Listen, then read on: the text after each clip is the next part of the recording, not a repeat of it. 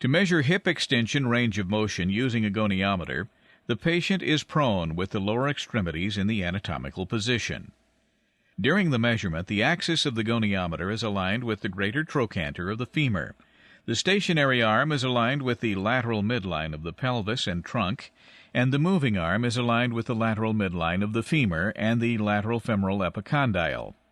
If extension of the pelvis on the trunk occurs during the test, the stationary arm of the goniometer should be maintained in line with the lateral midline of the pelvis to assure accuracy of measurement.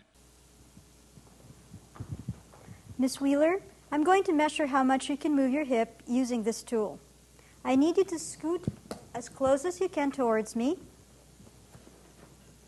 Hang your arm out this way, and let's put this towel on your forehead, face down. I need to touch parts of your leg and lift your shorts up so I can align the tool better. Is that all right?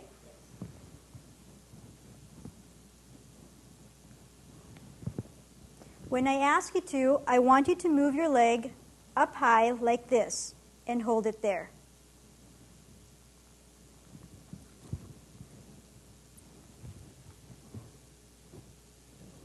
Now move your foot in and out for me.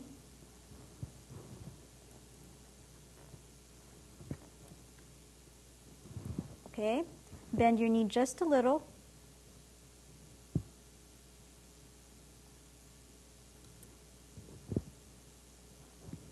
Now lift your entire leg up and hold it there.